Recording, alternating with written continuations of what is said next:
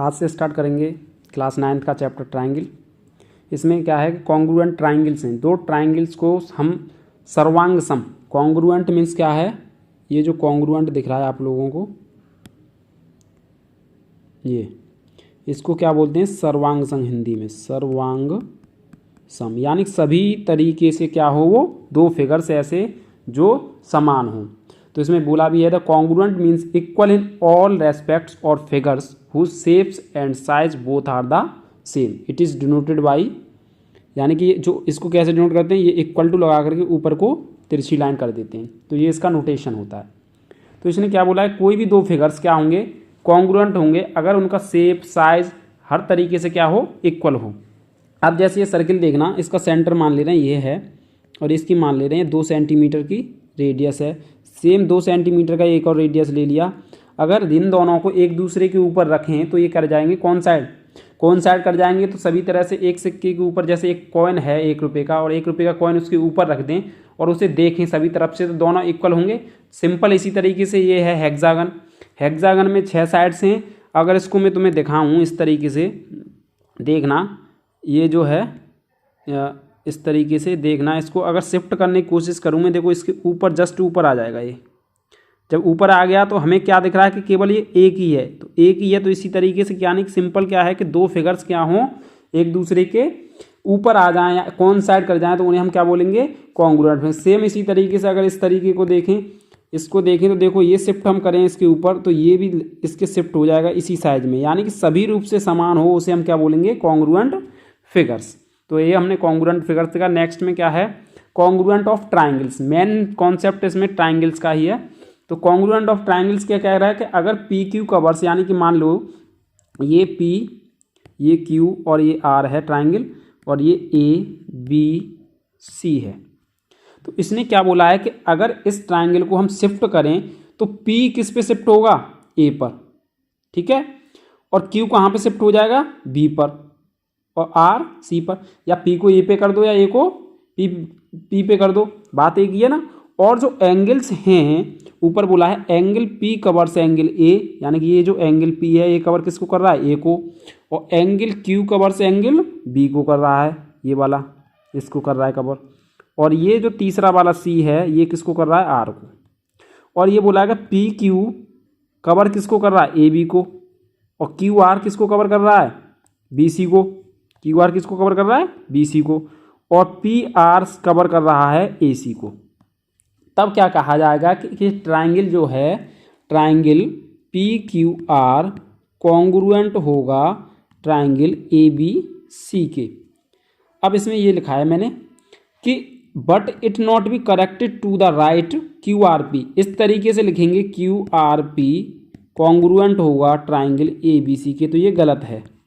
ये क्या है, गलत है। ये गलत इस वजह से क्योंकि ए जो है कवर किसको कर रहा था, ए कर रहा था कवर पी को, जबकि हमने क्या कर दिया, ये गलत कर दिया, क्योंकि यहाँ से दोनों के करस्पॉन्डिंग साइड्स और करस्पॉन्डिंग एंगल्स देख करके हमें उनकी सिचुएशंस को डिसाइड करना पड़ेगा कि किसको हमें लिखना पड़ेगा, क्योंकि पी कवर कर रहा था ए को, क्यू बी को और आर सी को।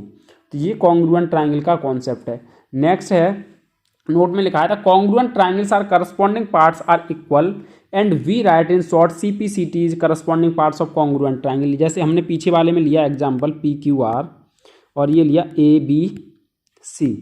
इसमें देखना ये वाली साइड बताई थी मैंने इसके इक्वल, और ये वाली बताई थी इसके इक्वल, और ये वाली साइड बताई थी इसके इक्वल, ठीक है ना। और एंगल ए बराबर पी था, एंगल क्यू बराबर था एंगल बी के, और एंगल आर बराबर किसके था, एंगल सी के। जब दो फिगर्स दो कॉन्ग्रुएंट होंगे तो उनके रिमेनिंग पार्ट्स क्या होंगे, इक्वल होंगे। If triangle P Q R congruent होता ट्राइंगल ए बी सी के, देन हम क्या बोल देते, अगर ये गिवन नहीं होता तब बोलते Q R is equal to किसके होगा, बी सी के। किससे होगा ये, सी पी सी टी से। यानी कि जो पार्ट्स रह गया दो फिगर्स का, दो ट्राइंगल्स का, जब कॉन्ग्रुएंट हमने प्रूव कर दिए, उसके बाद में जो पार्ट रह जाएंगे इक्वल, तो उनको हम क्या बोल देंगे, सी पी सी टी से क्या बोल देंगे, इक्वल बोल देंगे। दूसरा एग्जाम्पल लेकर के अगर मैं समझाऊँ सिंपल, मान लो ये कोई ट्राइंगल्स थे दो, ठीक है, ये ए बी सी और ये पी क्यू आर। इसमें मान लो ये 30 डिग्री एंगल था, ये भी 30 डिग्री एंगल था। ये मान लो किसका है, 40 डिग्री एंगल है, और ये भी मान लिया 40 डिग्री एंगल है। तब ये वाला ये, और इसमें बोल दिया है if A B C triangle A B C congruent है ट्राइंगल पी क्यू आर की, तब हम क्या बोलेंगे, दैट एम्प्लाइज बोल देंगे कि एंगल सी बराबर एंगल आर के होगा किससे, सी पी सी टी से। तो ये था कहना इसमें। नेक्स्ट है criteria of congruent of triangles SAS rule. अब इसके कुछ रूल्स हैं, हम किस तरीके से पता करेंगे कि ये ट्राइंगल्स कॉन्ग्रुएंट हैं। तो इसमें पहला रूल है SAS का मतलब क्या है, दो ट्राइंगल्स हैं, ये सिचुएशन फर्स्ट है, ये सिचुएशन सेकंड है, और ये सिचुएशन थर्ड है। इसमें ये मान लिया ABC और ये मान लिया PQR, ठीक है। तो ये कह रहा टू ट्राइंगल्स आर कॉन्ग्रुएंट, दो ट्राइंगल्स कॉन्ग्रुएंट कब होंगे, if two sides and a included angle. अब इसने बोला SAS, इसको देखना क्या बोला है इसने, SAS rule, by SAS rule. इसमें क्या है, जब भी कोई ट्राइंगल्स को हम कॉन्ग्रुएंट प्रूव करेंगे तो उसमें क्या होना चाहिए कि दो साइड्स के बीच में क्या होना चाहिए, एक एंगल आना चाहिए। तो फर्स्ट सिचुएशन में देखना, अगर मान ले ये वाली साइड्स इसके इक्वल दे रखी है और ये वाली साइड इसके इक्वल, और बीच में अगर ये एंगल दे रखा है, तब हम क्या बोल देंगे कि ट्राइंगल ABC कॉन्ग्रुएंट होगा ट्राइंगल PQR के, किससे, बाई SAS रूल से। सेकंड सिचुएशन में देखना, अगर मान लो ABC, वही सिचुएशन लेंगे ABC PQR।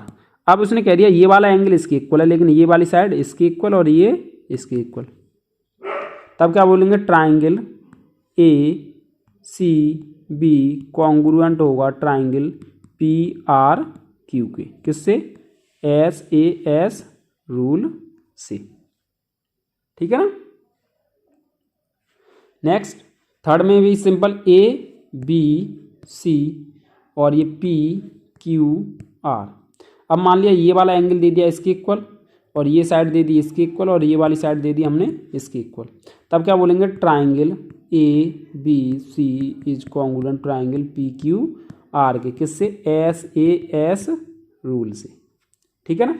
तो सिंपल क्या दिखाना हमें, दो साइड्स के बीच में अगर एक एंगल हमें मिल जाता है दो ट्राइंगल्स में कॉमन यानी इक्वल, तब हम क्या बोल देंगे कि वो दोनों ट्राइंगल्स क्या होंगे, आपस में एक दूसरे के कॉन्ग्रुएंट होंगे, यानी सभी रूप से समान होंगे। नेक्स्ट है उसके बाद दो एंगल्स इक्वल होंगे, यानी पहले केस में ये वाला एंगल इसके इक्वल और ये साइड, इसमें ये वाला इसके इक्वल और ये साइड इक्वल, यानी कि ये ABC और ये PQR। तब क्या बोलेंगे कि ट्राइंगल ABC कॉन्ग्रुएंट होगा ट्राइंगल किसके, PQR के, किससे, ASA रूल से। सेम सिचुएशन इस तरीके से ही बन सकती है, ABC PQR। मान लो ये वाला एंगल इसके इक्वल होगा, लेकिन ये साइड्स क्या होंगी, ये वाले एंगल ये इक्वल होगा इसके, और बीच में ये साइड्स हो गई, तो तब भी क्या बनेगा, ये A से कॉन्ग्रुएंट हो जाएगा। सेम सिचुएशन इसी तरीके से ये वाली साइड ना लेकर के ऊपर ये साइड्स ले ले रहे हैं इक्वल, और एंगल्स कौन से ले ले रहे हैं, ये वाले इक्वल, तब क्या हो जाएगा, ABC भी कॉन्ग्रुएंट बन जाएगा किसके, PQR के। तो सिंपल S का मतलब साइड है, A का मतलब क्या है, S का मतलब है साइड, और A का मतलब है एंगल। अगर SAS लिख रहा है तो एंगल बीच में आना चाहिए दो साइड्स के बीच में, अगर ASA लिख रहा है तो साइड दो एंगल्स के बीच में होगी, तब हम क्या बोल देंगे कि दोनों ट्राइंगल्स एक दूसरे के कॉन्ग्रुएंट होंगे।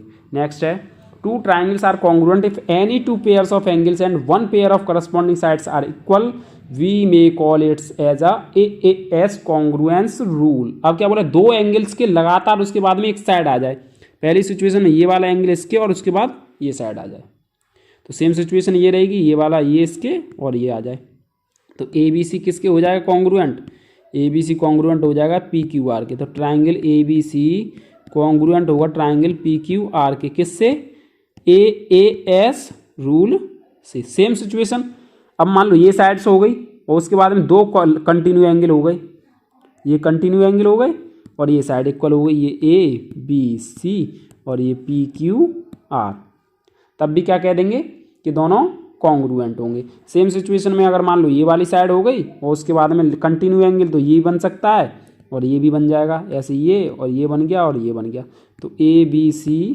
कॉन्ग्रुएंट होगा किसके, PQR के। सिंपल क्या है, पहले दो एंगल लगातार हों उसके बाद में एक साइड हो, तब वो क्या होगा, AAS कॉन्ग्रुएंस रूल होगा।